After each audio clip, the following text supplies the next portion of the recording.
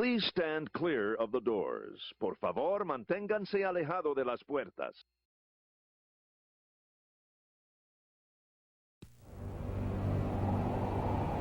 A wild ride is controlled terror. It's going to be a traumatic experience, something they'll remember the rest of their lives. You don't know what's going to happen. You're just letting the coaster take control of you. And then you start clicking up that first hill. And you click, click, click, click, click, and as you look out, you see the land going down further and further behind you. And as you're getting to the very top, people start getting smaller and smaller. You start to get nervous. The adrenaline might be pumping a little bit. you know nothing is going to happen to you on this coaster. But still, it's that fear of going, ah! Ah!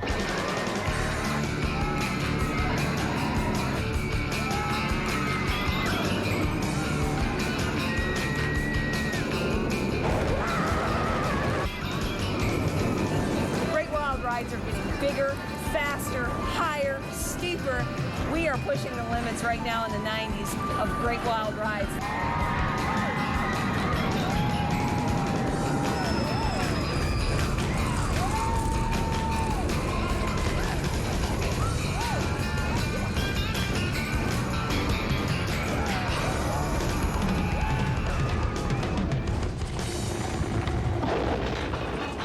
America is a thrill-seeking nation.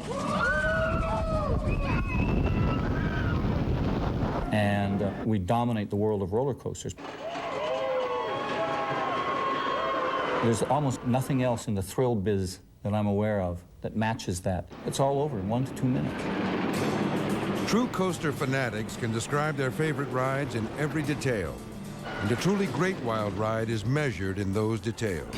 Welcome to Six Flags Over Texas and the Texas Giant, my favorite coaster on the planet. Here we go. We're now climbing the 143-foot tall lift hill. It has a 53-degree first drop, has 60-degree banking on the turns, great lateral G-forces, and the view from up here is just spectacular. Now hold on, because you're going to get to ride the Giant with us. Here we go. Woo! All right, going into the first turn, which has a lot of power. The second drop. Oh, the top of the third hill, into another drop, and into the double up. These are thrill-seeking, risk-taking, excitement-seeking, stimulation-seeking, arousal-seeking people. Oh, a great floating hill. Now we're going into the helix, which circles in and around the lift hill. Here are the kind of things that motivate thrill-seekers. Unpredictability, risk, uncertainty, intensity, ambiguity, variety. Now we're going into the magic carpet finale, which is just awesome. Woo! Woo! Great airtime. You package all those things together, and a roller coaster gives you a lot of those things. The experience is incredibly intense. Woo! You got to come and ride this ride. It's my personal favorite. And that is the Texas Giant.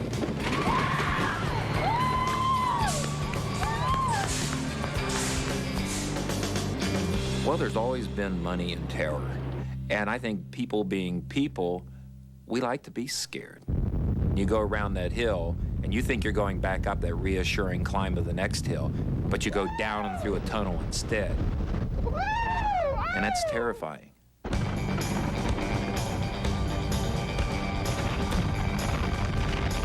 What makes a coaster so amazing? After it goes over the first hill, the trains are propelled by sheer gravity. Basic law of what goes up must come down. But what makes a coaster so great? According to experts, it should meet these basic requirements. First, surprises and speed. A wild ride is A ride that is fast, has lots of changes of direction. A ride that has lots of surprises. It's a ride that when it's over, you kind of sit back and go, wow. It's kind of the wow factor. I think that's what it's really all about.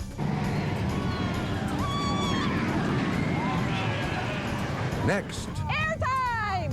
Airtime is an engineer's nightmare. It's an acer's thrill of life. Way out of your seat on this one. Woo!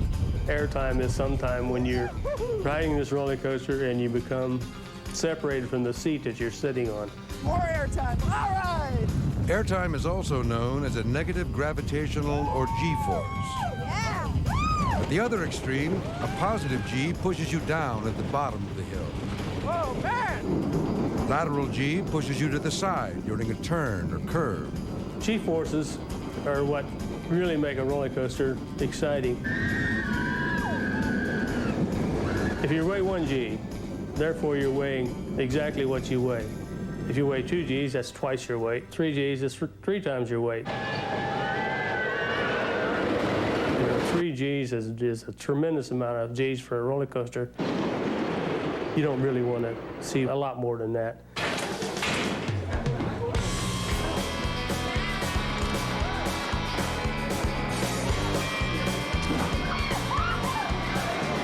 Number 3, variety of elements and pacing.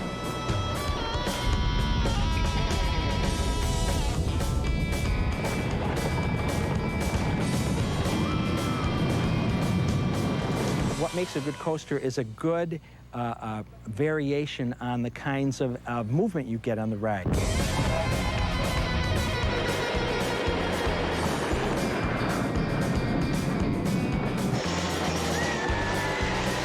Hills, drops, turns, sometimes tunnels. You need to have a good combination. It's like building a good, writing a novel. You need to have a beginning, a middle, and an end.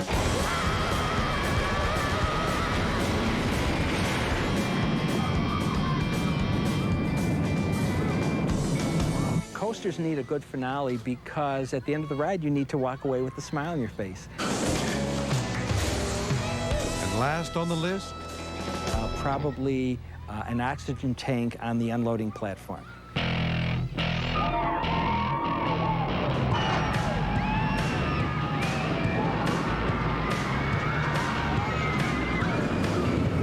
Every coaster addict has their own personal favorite, and every addict has reasons to justify their passion. Hi there, folks. My name is Dan Rasmussen. We're at Buffalo Bills Resort and Casino, home of the Desperado, the world's largest and tallest and fastest roller coaster. Right now, we're going up the tower, which takes a full minute to go over. Now, the ride only takes 2 minutes and 45 seconds, so we give you plenty of time to think about what's coming ahead here. The tower we're going up is 209 feet tall, and then the drop is 228 feet. Now, how do we do that? Well, we go 15 or so feet underground, and we're just about to go over the threshold here. You'll be able to tell by my face and some of the other screams here. Here we go. All right, now we're going down at a 61-degree angle. All right, now as we come up, we're coming around a turn. Right there, we were going about 88 miles an hour. Then here's where we break 90, right here. Then we're feeling about 3.5 Gs, which is 3.5 gravitational forces. 3.5 times my body weight was pushing my body in the unnatural direction. To compare that, the space shuttle only feels about 3.2 Gs when it takes off. We're fixing to head into what we call the camelbacks, and that's a feeling of weightlessness here. What a ride. This is great. Now, these turns are side-to-side turns. Should have a lot of fun on these as we go through the track in a tunnel. Oh, all right. Excellent.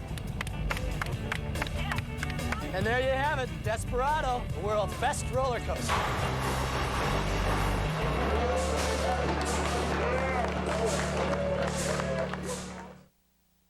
We will return to... Why do people ride wild rides? It's what I call the type T personality, and the T stands for thrills. The American coaster enthusiasts are fanatics with a capital F, and every year they organize regional conferences at amusement parks around the country. The reason that ACE has conferences is so that we can enjoy something called exclusive ride time. Exclusive ride time is time that a park sets aside for us as a club exclusively to enjoy the rides that we've traveled far to experience. For Acers, one ride is never enough. Neither is one coaster. It's like sex for people in many respects. It is addictive. I guess I've ridden about 300 or so coasters. Probably that's on the low side. And you want more of it all the time. I've been riding coasters since I've been about 8 years old. I was counting up till I reached 300, and then I lost count, but I estimate around 325 at this point. Looking forward to another 325.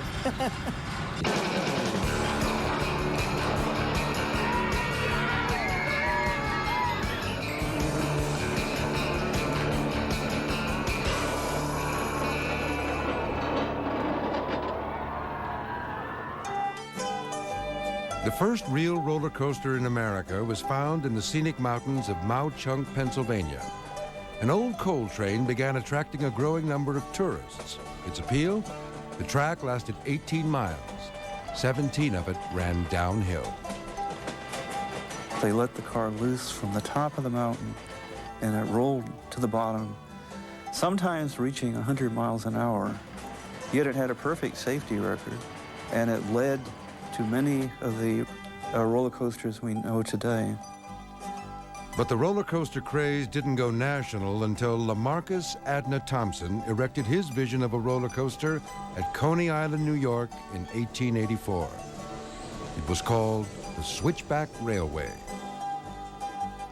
As with any kind of rides, it was successful because it was a new thing that had never been seen before. It was a novelty. And, you know, any roller coasters, even to this day, if they come up with a new twist on what's already been done, it's going to be a hit for at least for a while, till somebody copies it. Rival coasters quickly appeared, each more thrilling and inventive. The Figure 8 offered several levels of fun. The Scenic Railway added elaborate scenery and sets. Designers like mad scientists tried everything. The looping flip-flap that appeared in 1895 was novel, but it had one major problem. It snapped passengers' necks. The greatest period for roller coasters were the Roaring 20s. People were sick of World War I, so they wanted any escape they could find. And roller coaster is one of the best escapes in the world. The race to build the tallest, highest, and fastest ride was on. The golden age of roller coasters gave birth to a record 2,000 coasters all across America. Because of this fierce competition of trying to be the highest, fastest, strangest, and scariest roller coaster in the world, it was a very dangerous time. Inventors were treating riders as guinea pigs. If 3 people were killed and didn't return, well, next time around, we'll get it down to 1. John Miller was one of the most prolific designers of his time. He also invented numerous safety devices still in use today. His revolutionary 3-wheel design kept coasters locked to their tracks, allowing coasters to become even more daring. Then a designer named Harry Traver partnered up with Frederick Church and Thomas Pryor. Together, the trio created some of the wildest rides ever. Their twisted creations gave riders nosebleeds and broken ribs. The Crystal Beach Cyclone had a nurse and a first aid station at the unloading platform. That's how bad they were. And I've talked to people that have been on these rides, and it's not just mythology. During this time, Coney Island in New York had several amusement parks attracting top coaster designers. The whole Coney Island area, as well as the East Coast of the United States, became a mecca for designers because that's where the people were. And that's very simple. You know, if you're coming up with a new concept, build it and they will come. And so brothers Jack and Irving Rosenthal built the highest coaster in the world with the severest drop. It opened June 26, 1927, and the people came, as did the money. The $100,000 ride paid off in just a few weeks. The name of the new coaster? The Coney Island Cyclone.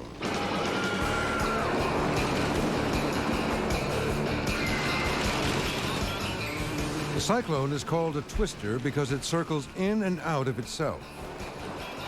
Charles Lindbergh once said, "The thrill of the cyclone even beat the thrill of flying." He must have been referring to its first drop. What I like most about the cyclone is the first drop. It's one of the greatest experiences that you can have. The first drop was pretty scary. I was very brave, but my mother here got a little scared. He's a liar. I have both hands up. Oh my God, I felt my stomach reaching the top of my head. This roller coaster is the ultimate because there's no other roller coaster like it in the world. It's my #1 coaster. Probably the Coney Island Cyclone is the most imitated ride in the world. Everyone wants to compete with the Cyclone, but they're never going to beat the original. Listed among the Cyclone's eternal fans, Mike Boodley, a coaster enthusiast since childhood. I've actually wanted to design rides ever since I was a kid, 8 years old, building one in the backyard. The car consisted of a wicker laundry basket nailed to a plank with roller skates nailed to the bottom of that, and several planks that made up the track, and pretty sophisticated support system. I had it on sawhorses and cinder blocks and bricks and stuff like that. It had no end to it. The lawn was the end of the ride, so the finish was always a wild one. In 1975, Mike's love affair with the Coney Island Cyclone took on historic proportions.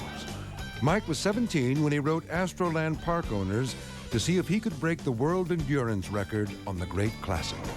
And their PR man actually jumped on it very quickly, quicker than I had ever imagined, and about a week later I was starting off on 1,000 trips on the Coney Island Cyclone.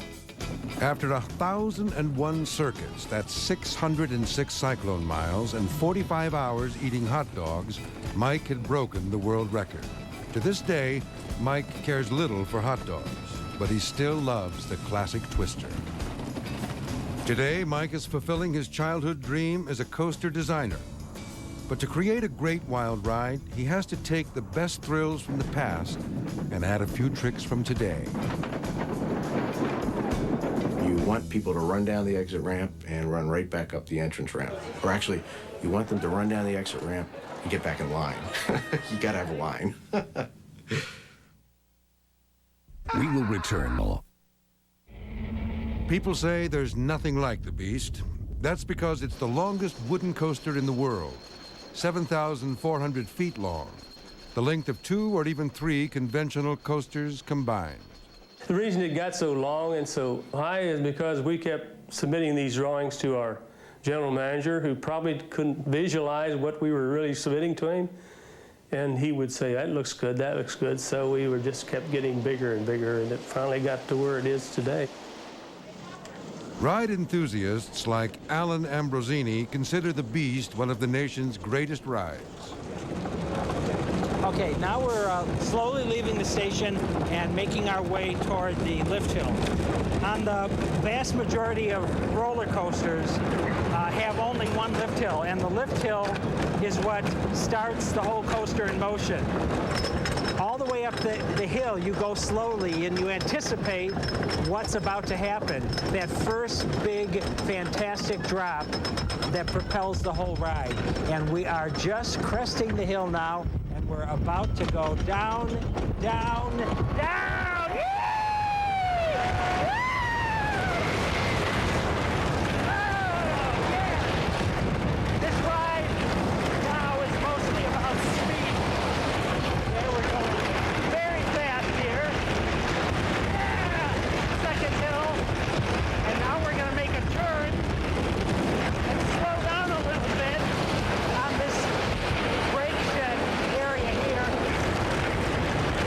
Here we go into the tunnel.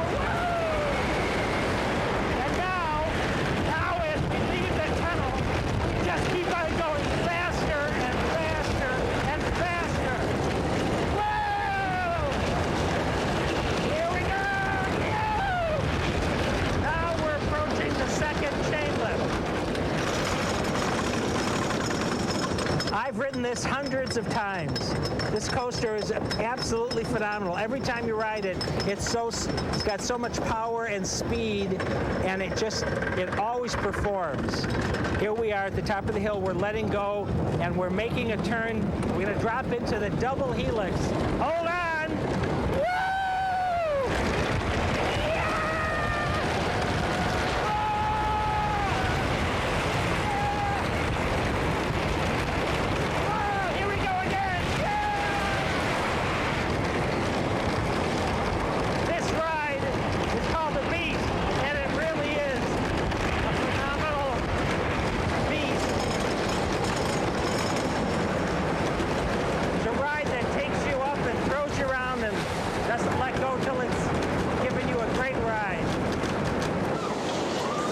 And it should be no surprise that the daughter of beast builder Charles Dinn got involved in the creation of Holiday World's new coaster. My shoe is not as big as my father's. I might fill half the boot, but we're trying to work to fill the whole boot.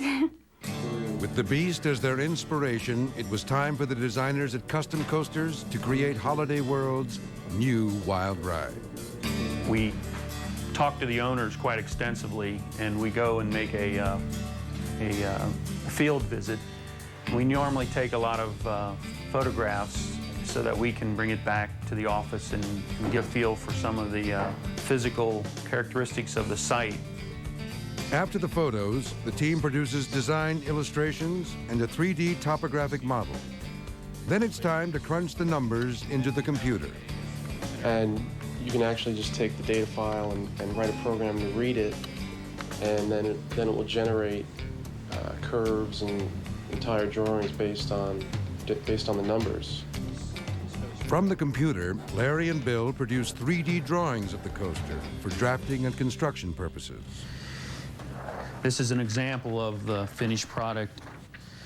And as you can see, that's the three-dimensional view that was then overlaid onto the topographic map, and then we plotted it again, showing the topography. So the computer allows us to do more work with fewer people. Now the project kicked into a new phase. The search for the X Factor had begun, beginning with its name. I said, well, what are you going to name the coaster? And they weren't really sure. And Tim came up with the idea of naming it The Raven, naming it after the poem by Edgar Allan Poe.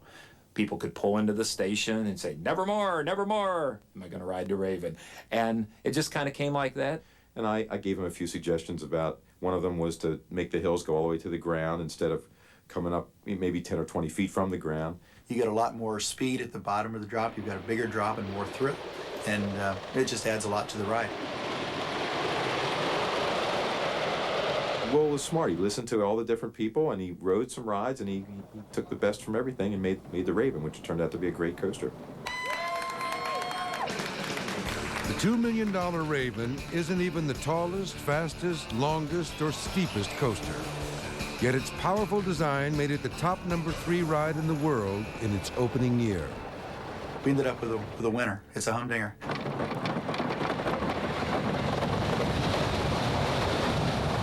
There are other factors that go into the design phase of a coaster. Wood versus steel. Wooden coasters can cost millions less than their steel counterparts, yet they're still extremely popular with the crowds. That's what prompted Hershey Park in Hershey, Pennsylvania to build the Wildcat, a cyclone-like twister. Its designer? Who else but Cyclone World Record ride holder Mike Boudry. He and his partner Claire Hain of Great Coasters have channeled their love for wooden rides into their innovative new design.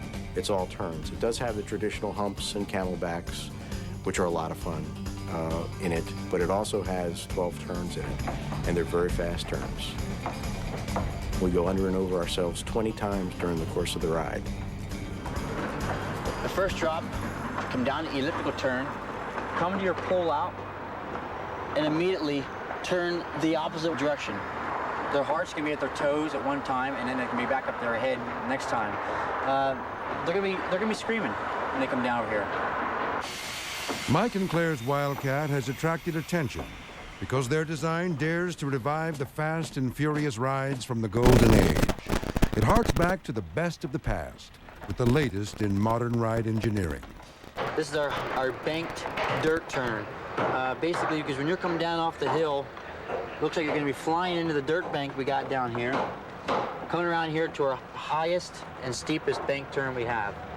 Thanks to today's technology, this twister is going to be much smoother than its brutal wooden ancestors from the 1920s. With the ability of computers to crunch mega amounts of numbers, we can now use more sophisticated engineering and create smooth, very smooth, acrobatic twister rides. And that's where my interest is. And that's where Claire and I hope to really knock the industry on its ear. Basically, the creaking and the cracking you're hearing is pieces of lumber rubbing against another piece. Lumber has to stretch a little bit. That's what you want to hear. That's what makes a wooden roller coaster. The natural flexibility of wood is the difference between a wild ride and a life-threatening disaster. That's the nature of wood. If it doesn't shake, it will break. Unlike most steel coasters, custom wooden coasters require all the track pieces be cut to specification on the job site, and not just any wood will do. The lumber is southern yellow pine.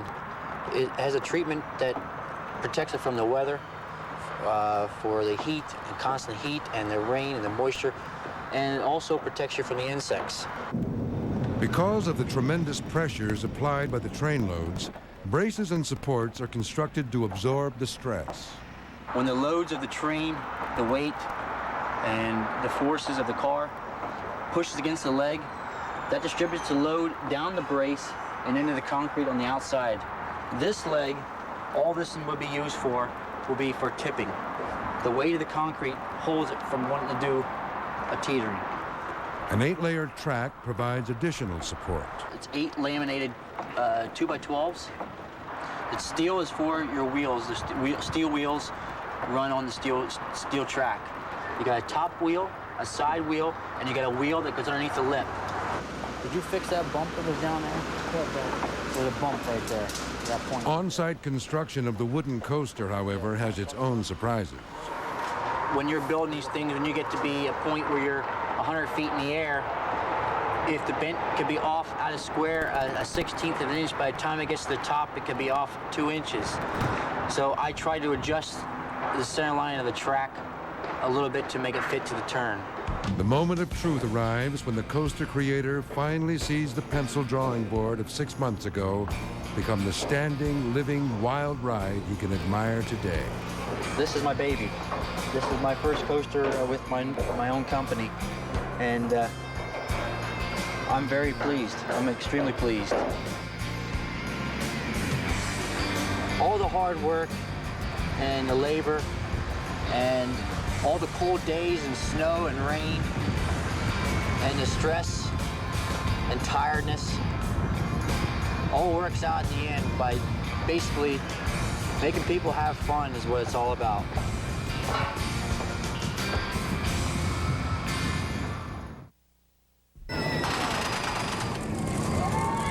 Despite its sophistication, the technology of coaster design remains subordinate to the personalities of the designers. It's tough, I'll tell you. And the engineers always cringe when I come up with some of these things. Ron Toomer of Aerodynamics has designed some of the greatest steel coasters in the world. His company developed the tubular steel track in 1959 that revolutionized roller coasters, allowing for the smooth, twisted configurations previously impossible on a wooden coaster. This led to the successful looping coaster in 1968 and the corkscrew design 7 years later. But what could top that? How about a ride where you couldn't see the track below you? We said, well, if we take the corkscrew chassis and sort of hang it upside down and hang something under it, that'll work. Ron Toomer's revolutionary suspended coaster was born. The suspended coaster lends itself to going down through the trees and getting very close. Looks like you're going to run into one and you turn and fly around it. It gives you more of a sensation of flying through space rather than coasting down the track. Walter Bolliger and his partner Claude Mabillard are Swiss designers responsible for many of the world's wildest rides, like the Kumba at Busch Gardens, Tampa Bay, in Florida.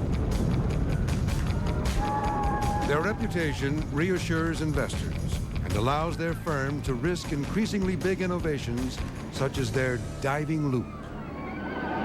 We come to that idea by studying different figures which are done with airplanes. This was a very natural motion, and we thought it would be good on a coaster. And when you are at the top of the hill, you suddenly dive in a half loop. It's a very natural motion, so people fall naturally with the coach, and it's very enjoyable. But like other great artists, coaster designers need their patrons. In this case, a park willing to risk millions erecting it.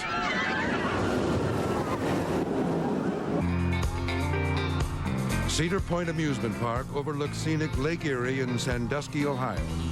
With 12 coasters, it has more roller coasters than any other park in the world.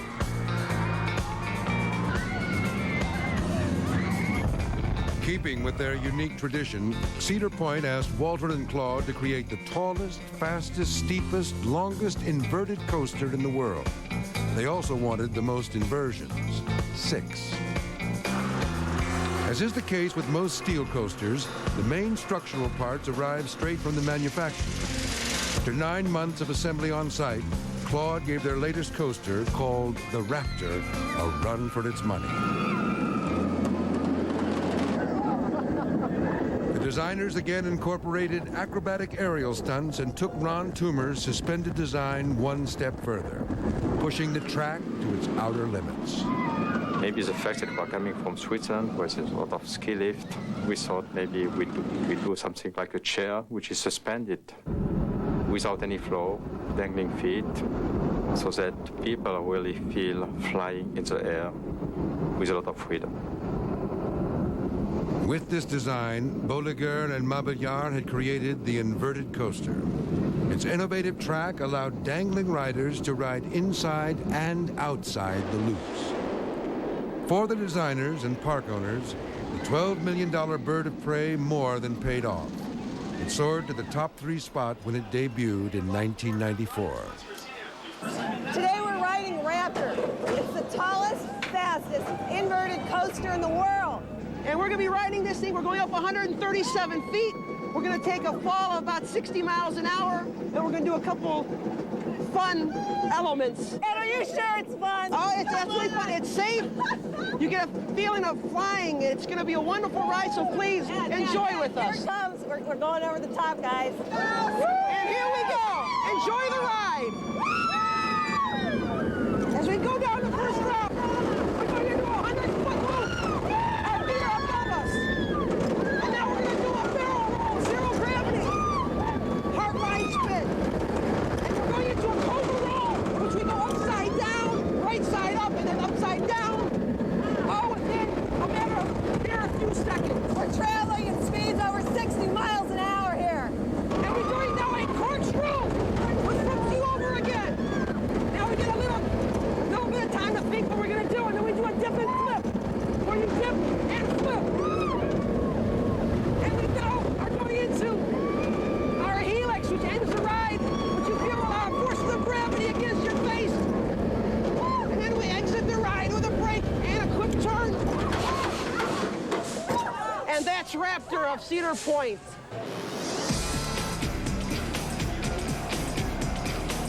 The future of thrill rides, some say, lies in high-tech amusement. Some of the latest, like multi-dimensional studios' Galaxy Wars, can spin you around and raise your hair on end, literally. Most motion-based rides, however, aren't that topsy-turvy. They're found in theater-like settings where seats are synchronized by a computer to a projected big-screen, high-speed film. So in a simulation ride, you have all the components of a feature motion picture compressed into 4 minutes in time, plus the physical motion and the sound, and I think it's about as intense as you can get. IMAX's venture into motion-based entertainment is being spearheaded by Douglas Trumbull, the special effects wizard behind 2001, A Space Odyssey. He's also the director of the hit motion simulator attraction, Universal Studios' Back to the Future, The Ride. IMAX's new Funhouse Express simulates a fantastic animated dark ride. To pull this off, unlike edited films, the action must be one continuous take, shot from the viewer's point of view. The audience must think they're part of the action, not just watching.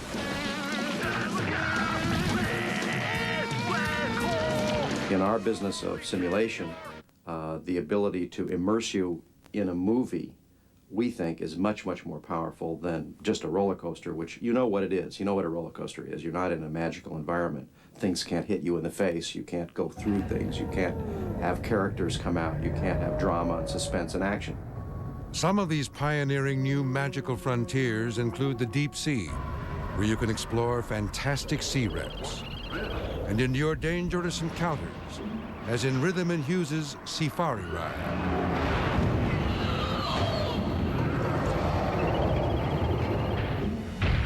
The latest motion simulator rides by iWorks allows you to dodge dinosaurs on its Dino Island ride. You better think about getting you out of there. Or whip through a molten mine shaft with its Red Rock Run ride. It's not a roller coaster, but the mine tracks you see on the screen combined with the motion-controlled seats make you think you're on a wild ride. This is not like sitting at home in your living room. It's like going through space. Experiencing that real and safe ride without getting sick depends greatly on the seat motions being synced accurately to what's occurring on the screen, while reflecting the real laws of physics. Now, if you were to be on a motion base and watch a film that wasn't exactly moving the way it needed to move, your body is going to fight itself. Your brain is going to go one way, your nervous system is going to go another, and we all know that feeling, and it's not a very pleasant one. We're designing some amazing rides that are going to make you feel like you're really not just in a ride or going someplace, but that you're there with somebody and you have a direct, tactile, and physical and emotional relationship with that person. It's quite revolutionary. We will return to Thrills Chill. While high-tech rides are becoming increasingly popular, most experts still believe roller coasters are here to stay. The fun of a roller coaster is being able to look anywhere you want. You're not forced to look at one thing while you're riding a roller coaster. Every experience can be different. Everyone can have their own personal ride, as opposed to a simulator where you're pretty much forced to do what they want you to do. However, unlike high-tech thrills, roller coasters can't be saved on film or in computers for future generations to enjoy. They must be preserved on a daily basis, which is no easy job. Just ask Brian Hauser and his carpenter colleagues at Six Flags Over Texas. Each morning, they scale the Texas Giant at the break of dawn to begin their 4-hour inspection and maintenance work. I think the public sometimes takes for granted the amount of maintenance hours, man-hours, that it takes to get the coaster up or any of the rides up just for a day's run. You all want to be careful to stay on the catwalk and don't get your feet on the track. When any grease getting on the bottom of your feet and getting slick, we'll be going up high. 148 feet is the height of the lift hill up here. The speeds and 1,000-pound train loads can also wear down the wheels. Telltale signs are found by spotting the grease trails on the track. We watch the way the train is tracking, make sure that everything's good. If steel starts wearing too thin for any reason or it starts wearing much at all, we come out at night and we replace it. The distance between the two rails, called the gauge, is also inspected. We'll check the gauge, make sure it's just right, all the way around the track, all the turns, all the valleys, all the hills.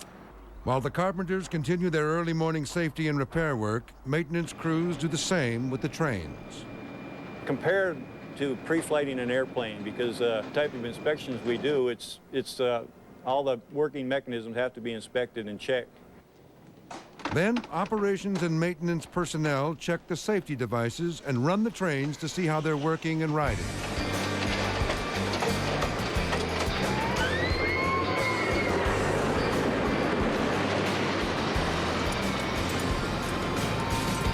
During our inspection, it's rather extensive, but we feel it's necessary for the safety of our guests. And that's the main reason that each ride has to go through such stringent tests every morning before we let a guest get on it. We want everybody to be safe, have a good time. Without this kind of commitment to maintaining a top-notch coaster, some of the greatest designs ever built have already been lost to posterity. To preserve our past, enthusiasts are currently targeting several coasters for their Save the Coaster campaigns. Top on the list is the oldest standing coaster in the world, a figure-8 ride named Leap the Dips. Built in 1912, it's located at Lakemont Park in Altoona, Pennsylvania. Enthusiasts are busy raising funds to make it operational and restore it to its former glory. Also high up on the list, the Mr. Twister and Wildcat rides built by a famous wooden coaster designer named John Allen. Located outside Denver, the coasters were abandoned in 1995 when park owners relocated nearby, but opted not to take the historic treasures with them. Left to battle the forces of nature and time, enthusiasts fear they could be threatened with extinction.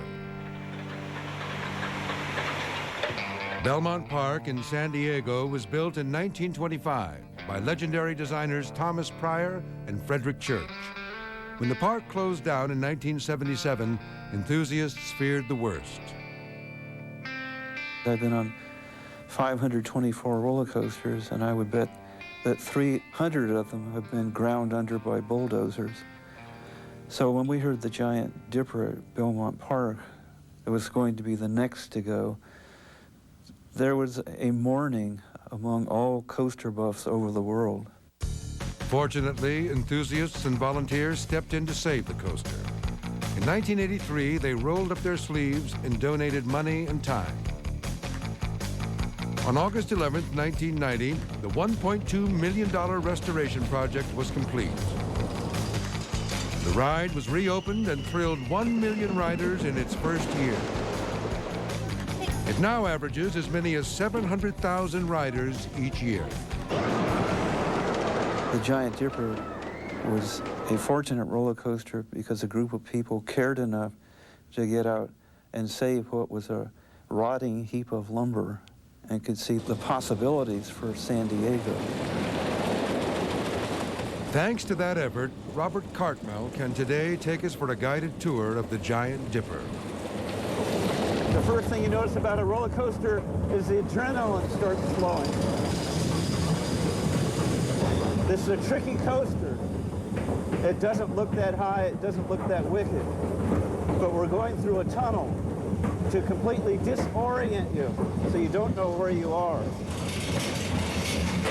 We're going up the first hill, which sounds like a marimba band. It's actually the chain lift. And the Giant Dipper is quite famous for this noisy lift. You won't hear this sound any place in the world. This is one of the worst curves on any roller coaster. So I'm not going to talk turn it.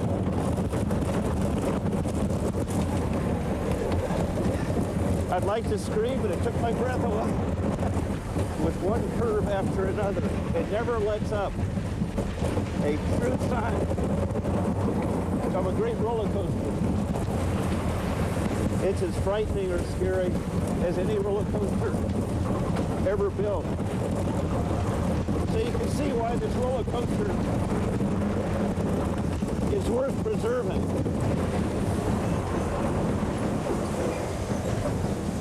And I lost my cough drop on that ride.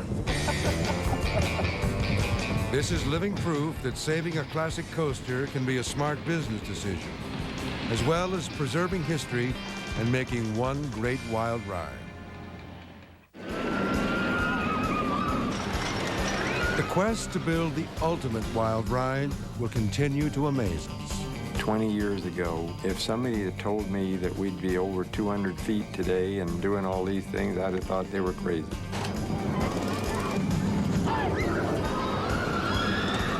I think they're going to just keep pushing the envelope a little bit more. We want to thrill the people a little bit more. As soon as you've done a roller coaster, you want to do one that's a little bit more intense, a little taller, a little faster, and I think we'll see that. One can only dream what's going to happen in the future. And as long as the battle for the tallest, fastest coaster continues, I think we're going to start seeing tremendous technology advances. And for those of us who like to ride roller coasters, we're going to see a lot more wild rides. And as long as we continue to build wild rides, there will always be people willing to ride them. When I get too old, I'll stop riding roller coasters. I'll never stop riding roller coasters. I started when I was about 8 years old, and I'll ride them until the day I die. I'll travel wherever it takes to ride a new one. When I run out in the United States, I'll go to another country to ride.